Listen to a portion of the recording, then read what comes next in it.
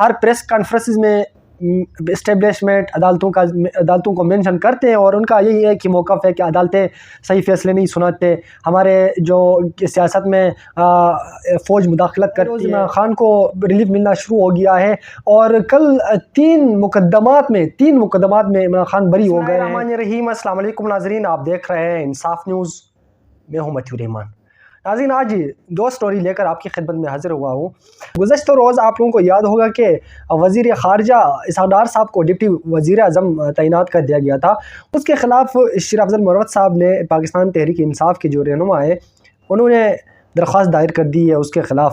تفصیلات کیا ہے میں آپ لوگوں کے ساتھ شیئر کرتا ہوں۔ رجسٹرار اسلام آباد ہائی کورٹ کے مطابق درخواست پر چیف جسٹس عامر فاروق کل سماعت کریں گے، جس کے لیے متعلقہ فریقین کو نوٹسز جاری کر دیے گئے ہیں۔ ہائی کورٹ میں درخواست دائر کی ہے، جس میں شیر افضل مروت نے وکیل ریاض حنیف راہی کے ذریعے یہ موقف اختیار کر دیا گیا ہے کہ اسحاق ڈار پہلے ہی بطور وفاقی وزیر خارجہ کام کر رہے ہیں۔ 28 اپریل کو وزیر اعظم کی منظوری سے اسحاق ڈار کی بطور ڈپٹی وزیر اعظم تعیناتی کا نوٹیفیکیشن جاری کیا گیا۔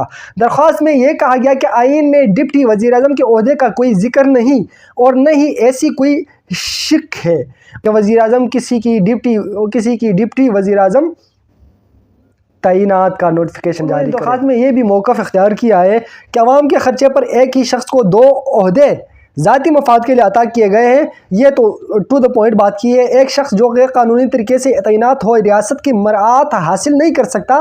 اسحاق ڈار کی بطور ڈپٹی وزیر اعظم تعیناتی کا 28 اپریل 2024 کا نوٹیفیکیشن کالعدم قرار دیا جائے۔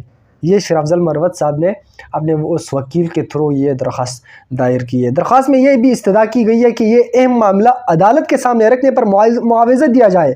درخواست میں وفاقی حکومت سیکرٹری کا بینہ ڈویژن وزیر اعظم اور اسحاق ڈار کو فریق بنایا گیا۔ یہ پہلی سٹوری تھی جو کہ آپ لوگوں کے ساتھ میں نے شیئر کیا، اور اس کے بعد عدالت نے 3 مقدمات میں عمران خان کو بری کر دیا گیا ہے۔ عدالتوں نے عمران خان کو 9 مئی اور آزادی مارچ سمیت 3 مقدمات میں بری کر دیا۔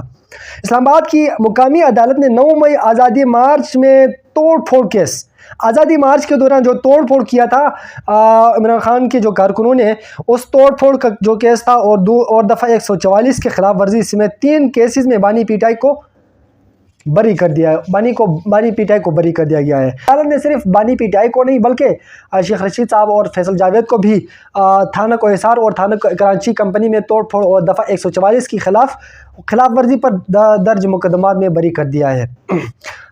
ساتھ تھانہ کوہ حصار میں درج مقدمے میں جوڈیشنل مجسٹریٹ شہزاد خان کی عدالت نے بانی P T I Sheikh Rashid, Faisal Javed, نواز ایمان، شامی قریشی، قاسم سوری، راجہ خرم نواز کو بھی بری کر دیا۔ 3-4 بندے ہیں، ان کو بھی بری کر دیا۔ دیکھنا یہ ناظرین کہ آئے روز عمران خان کو ریلیف ملنا شروع ہو گیا ہے، اور کل 3 مقدمات میں عمران خان بری ہو گئے ہیں۔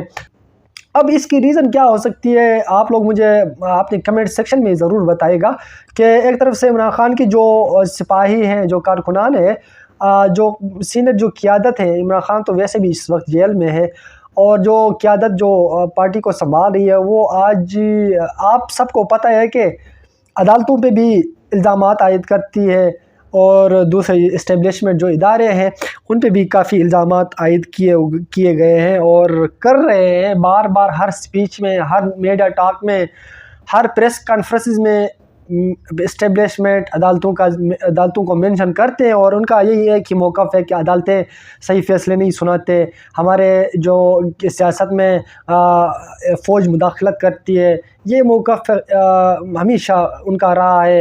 اس کے باوجود پھر بھی عمران خان صاحب کو ریلیف ملنا شروع ہو گیا ہے، تو اس کی وجہ کیا ہو سکتی ہے، آپ لوگ کمنٹ میں ضرور بتائے گا۔ انشاءاللہ دوبارہ حاضر ہوں گے ایک اور نئی ویڈیو کے ساتھ۔ اللہ حافظ۔